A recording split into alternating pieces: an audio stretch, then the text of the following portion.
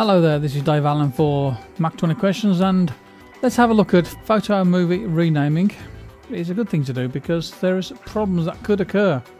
The problem is that you could have two cameras, or you could have just one camera that uses the same file naming convention as your old camera.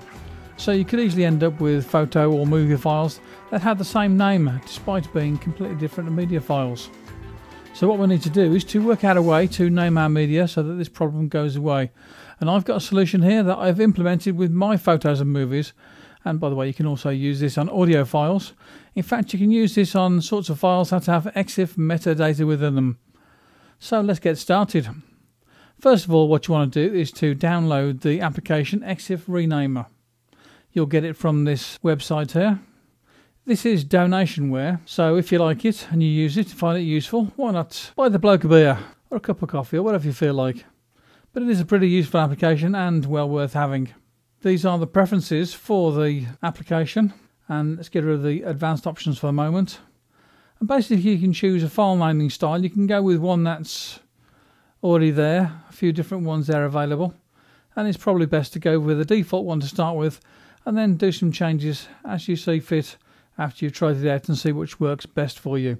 Another application that I would recommend to you to get hold of to follow the how-to in this video is to get Hazel. Now Hazel is an application which lives in your system preferences and is completely brilliant. I highly recommend it. So the first thing you want to do after you've downloaded your application, your EXIF Renamer, is to also go open up image capture, so that when you put in your memory card, this application will open up.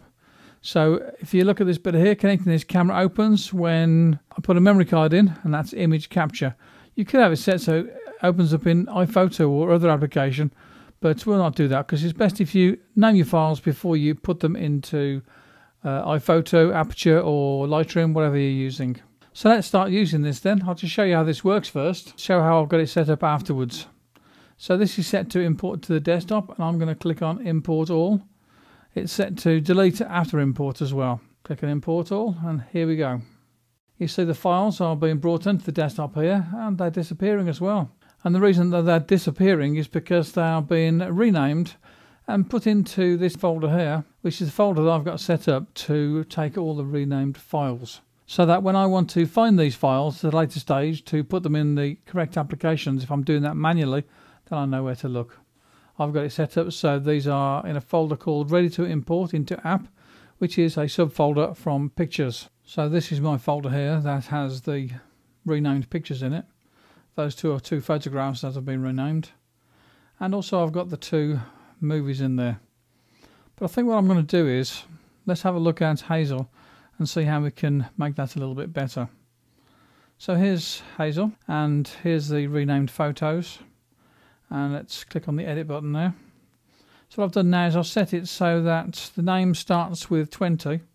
So you get anything that starts with a 20 at the beginning of it will get looked at. And if all of the following conditions are met, so it's also got to have an extension of CR2. That's going to be my raw photos. These will get moved into this folder here, which is ready to import into App. So that's that one. Let's make a new one. We call it Rename Movies. If the name starts with 20, that's fine. And also the extension is MOV. So we're going to move the rename files into movies. Let's click on OK. Let's go to this one here. I've got some photos here that I've not got in a memory stick, but I've got on the computer here already. And what we'll do is we'll try these out and see how this works for moving them. Here's two movie files. And I'm going to drag these and drop them onto the desktop. So the renaming is done. The files disappeared from there. Let's go to the movies folder. There are those two files that have just been renamed. Well, there you go. That was pretty easy, wasn't it? So when I'm in Final Cut Pro again, I should be able to go into the movies folder and pick those files and import them into Final Cut Pro 10, no problem at all.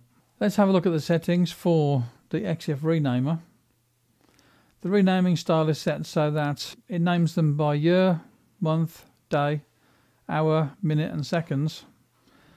If you get something that is started exactly the same time to the second, you will add 1 second to this until it gets a new name. Have a look in advanced options. So here we are in advanced options. If you don't have Hazel, then what you can do is you can tell it to move all renamed files to the destination folder. Just have to click on that one there, renamed all renamed files, and choose your folder. I don't want the renamed files going to the same place, since I'm using this for images and also for movie files. So that's why I set Hazel to do the job for me instead. It will increment time by 1 second until the file name is unique. If you don't have Hazel and don't want to buy it, then you could use Automator or AppleScript to do it, but Hazel is a lot easier to use. Another option could be that you could use Keyboard Maestro. That could provide some of the automation for you. Whichever way you go about it though, it really makes a lot of sense to rename your files as you bring them into your computer off your memory cards.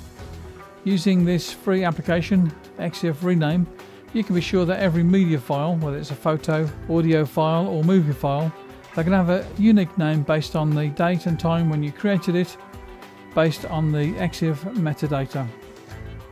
So there you go. Go get started, do a bit of automation on your Mac and have some fun. Bye bye now.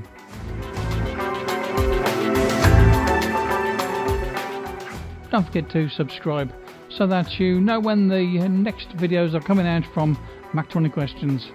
Bye bye now.